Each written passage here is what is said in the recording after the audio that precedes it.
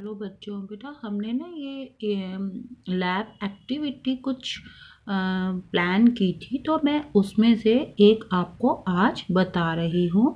आपको इसकी हेल्प लेकर के ये एक्टिविटी अपनी नोटबुक्स में करनी है।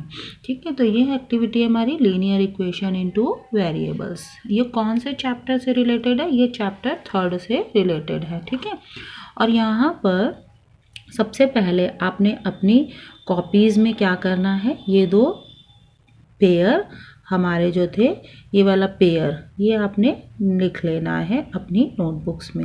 This represents the pair of linear equation into variables. आप इसके बारे में जानते ही हैं। यहाँ पर इसके सॉल्यूशंस की हमारी जो है वो कंडीशंस जो हैं, मैं एक बार यहाँ पर आ जाती हूँ। यहाँ पर ये हो गया हमारा पेयर ऑफ लीनियर इक्वेशंस। ठीक है, और उसके बाद ये हमने फर्स्ट वाली, आप इस तरह से ये भी लिख देंगे a1 b1 a2 b2 c1 c2 they are real numbers and a1 b1 a2 b2 are not simultaneously zeros. ठीक है, 3 केसेस, उनमें से केस नंबर 1 ये होता है हमारा, ये है a1 upon a2 is not equal to b1 upon b2। ठीक है, ये वाली कंडीशन, जब ये कंडीशन होती है तो हम यहाँ पर, मैंने इसी प्रकार से एक जो है वो एग्जाम्पल के तौर पर यहाँ पर जो है वो 2 इक्वेशंस ले ली हैं। आप इन 2 इक्वेशन में देख रहे हो बेटा, a1 हमारा 1 है, a2 हमारा 2 है, b1 हमारा +3 है, b2 हमारा -3 है, c1 हमारा 6 है और c2 हमारा 12 है। जब हम यहाँ पर देख रहे हैं तो हमारा क्या आ जाता है, 1/2, ये हो गया a1 अपॉन a2, और ये हो गया हमारा b1 अपॉन b2। हम क्लियरली देख पा रहे हैं दे आर नॉट इक्वल। तो ये हम यहाँ पर इसमें क्या कर रहे हैं, मैंने यहाँ पर जो है वो पहली वाली इक्वेशन का टेबल बना लिया है, और उसके साथ साथ यहाँ पर इक्वेशन नंबर 2 का भी टेबल बना लिया। दोनों के टेबल बन गए हैं। आई होप कि आपको क्लियर दिखाई दे रहा होगा, ये देखिए आप। ठीक है, उसके बाद आपने इनका क्या करना है, ग्राफ रेडी करना है।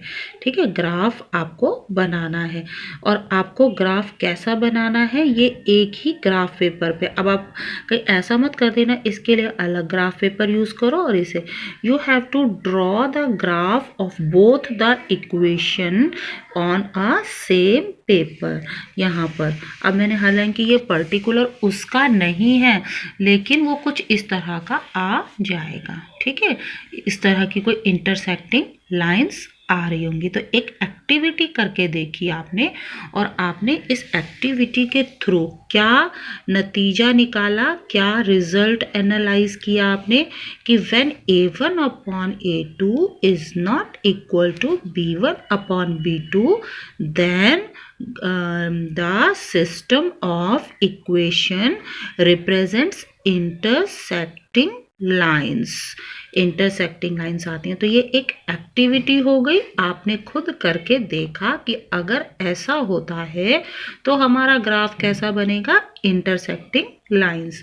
Now come to second condition. अब हम दूसरी कंडीशन पर आ जाते हैं, और ये सब बेटा आपने राइट अप देना है। मैं आपको स्टेप्स बता देती हूँ। You have to write first these pair of equation, then case number 1 a1 upon a2 is not equal to b1 upon b2।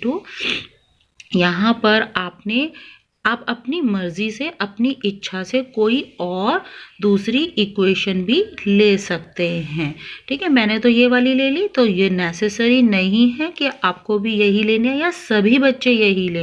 बेटा आपको अलग अलग लेना अच्छा रहेगा, लेकिन अगर कुछ समझ में ना आए तो बेशक ये ले सकते हैं। ठीक है, फिर इनका ग्राफ बनाएंगे आप, और ग्राफ के नीचे क्या लिखेंगे, this represents intersecting lines. Now case number 2, ये हमारा सेकेंड केस आ जाता है, केस 2।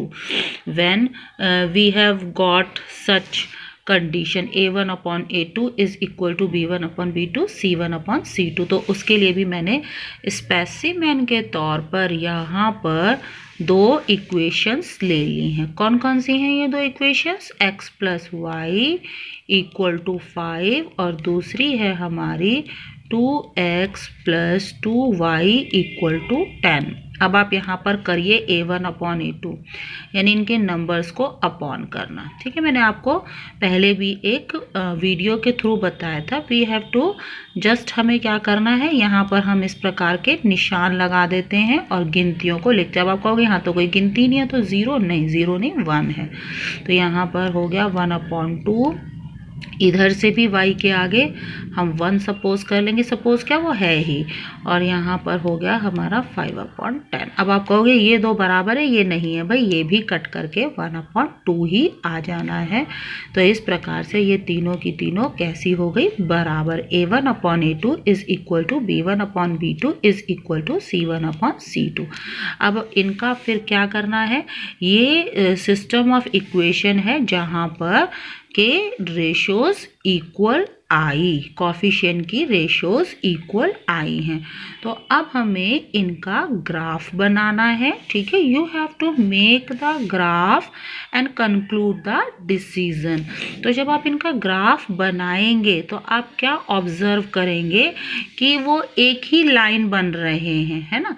एक का ग्राफ बनाओगे फिर दूसरी का भी बनाओगे तो वो ऐसा लगेगा ये तो सिंगल, दोनों का जो ग्राफ है वो एक सिंगल लाइन ही है, दोनों का ग्राफ। वही लाइन पहले वाले का भी है और वही वाली लाइन दूसरे वाले का भी निकल कर आ जाएगी। तो इस वाली सिचुएशन को आपने यहाँ से क्या कंक्लूड कर किया, पहली वाली से हमने देखा था इंटरसेक्टिंग लाइन, लेकिन यहाँ पर कैसी आती हैं, एक दूसरे को ओवरलैप करती हुई लाइंस आती हैं। तो इसका क्या अर्थ निकला, कैसी लाइंस आई, कोइंसाइडिंग लाइंस आई। ठीक है, अब हम नेक्स्ट देख लेते हैं बेटा। तीसरी सिचुएशन हमारी कौन सी सिचुएशन थी, case number 3, when a1/a2 is equal to b1/b2 is not equal to c1/c2। तो आपने यहाँ पर भी कोई ऐसा ही पेयर चूज कर लेना है।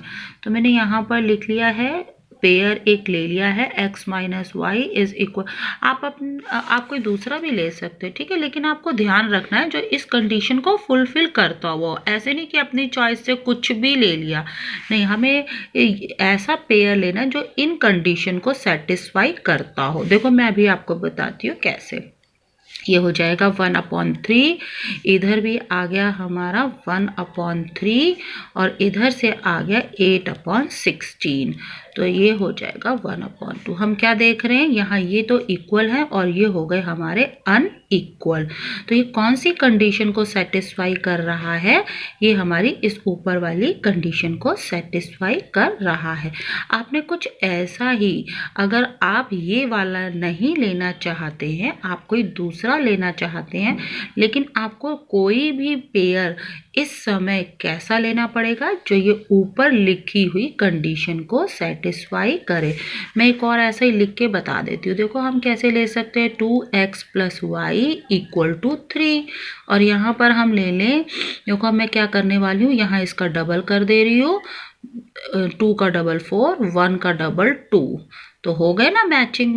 a1/a2 is equal to b1, लेकिन यहाँ पर डबल नहीं लेकर के यहाँ पर 5 कर दिया, तो ये क्या हो जाएगा, this also represents the same situation. ठीक है, तो अब इस वाली सिचुएशन में हमारा ग्राफ कैसा आएगा, इस वाली सिचुएशन में हमारा ग्राफ इस तरह का आ जाएगा, पेयर ऑफ पैरेलल लाइंस।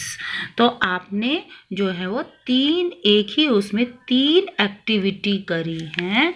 हमारी नंबर 1 एक्टिविटी में क्या आ गया था, पेयर ऑफ इंटरसेक्टिंग लाइंस।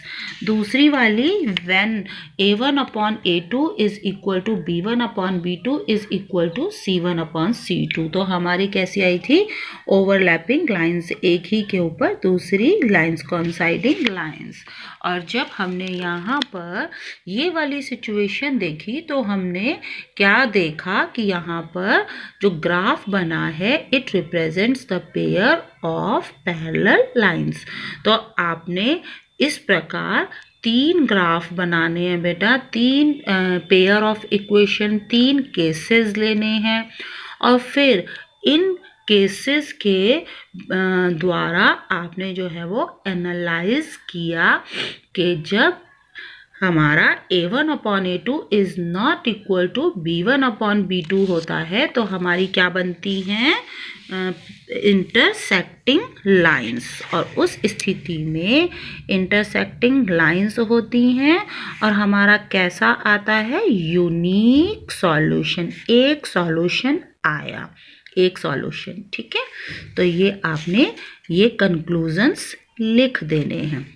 दूसरा फिगर 2 में हमारी किस प्रकार की लाइंस आई हैं, कॉन्सिडेंट लाइंस आई हैं, और यहाँ पर क्या होगा इनफाइनाइट मैनी सॉल्यूशंस। ठीक है, और कंडीशन नंबर 3 में हमारे पास जहाँ इक्वल नहीं है उन्हें हम कहते हैं इनकंसिस्टेंट, और यहाँ पर कैसी आती है पैरेलल टू ईच अदर, और यहाँ पर क्या आता है नो सॉल्यूशन। जो थर्ड कंडीशन थी वहाँ पर जो तीसरी सिचुएशन थी ये वाली, कोई सॉल्यूशन नहीं है। तो ठीक है, इस प्रकार से ये देखो, ये मैं यहाँ क्लियर दिखा देती हूँ आपको, यहाँ बिल्कुल क्लियर लिखा हुआ है A1/A2 is not equal to B1/B2, system is consistent, unique solution, और ग्राफ कैसा आया इंटरसेक्टिंग लाइंस। दूसरी वाली में हमारे पास इनकंसिस्टेंट, यहाँ पर उन्होंने इनकंसिस्टेंट वाला बीच में ले लिया, हमने वैसे उसका थर्ड नंबर पे बनाया था। The system is inconsistent, no solution, और ग्राफ कैसा आएगा पेयर ऑफ पैरेलल लाइंस। तीसरी है जब तीनों ही इक्वल होंगे the system is consistent, infinite solution, और ये आएंगी एक के ऊपर एक लाइन। ठीक है, कोइंसाइडिंग लाइंस में स्पेलिंग आई होप कि मैंने ठीक लिखी हो। ठीक है, और उन्होंने यहाँ पर एक्टिविटी टाइम एक दिया भी हुआ है, यहाँ पर तीन इक्वेशंस ले ली हैं, आप देख रहे हो 3x + 4y = 12, 4x + 3y = 12। एक ये इक्वेशन ले ली है, एक यहाँ पर ये इक्वेशन ले ली है, एक यहाँ पर ये इक्वेशन ले ली है, और आपको यहाँ पर सिर्फ उसके आधार पर भरना है, क्योंकि अब तो आप नतीजे पर पहुँच चुके हैं बेटा। अब आपने सिर्फ और सिर्फ क्या करना है, अब आपने बताना है किसमें सॉल्यूशन निकलता है, यूनिक निकलता है, किसमें मैनी सॉल्यूशंस होंगे और किसमें नो सॉल्यूशंस होंगे। ठीक है, ये आप कर पाओगे। You have to only answer that what kind of solutions here. ठीक है, कौन सा सॉल्यूशन यहाँ पर होगा, whether unique solution, many solution और no solution, and you are given 3 pair of equations. जो आई होप कि आपको ये समझ में आ गया होगा और अब आप ये कर सकते हैं।